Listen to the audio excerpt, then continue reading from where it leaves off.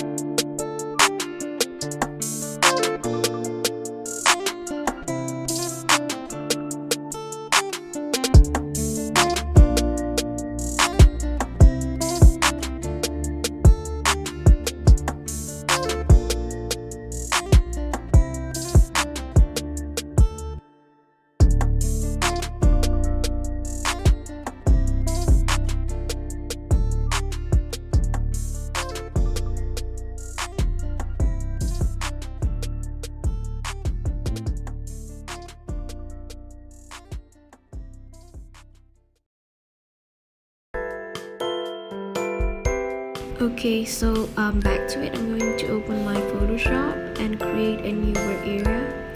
So just create. And if you're a right-hander, you'll be holding your tablet like this. And if you're a left-hander, you could just hold your tablet this way. And your cable should just move downwards. And you could connect your USB on your right hand side of your computer. So I'm just going to test, but before that I'm going to show you about this widget. So here you can change the settings of your tablet, your pen, and also your working area. So here you can adjust how big do you want it to be, how small you want it to be.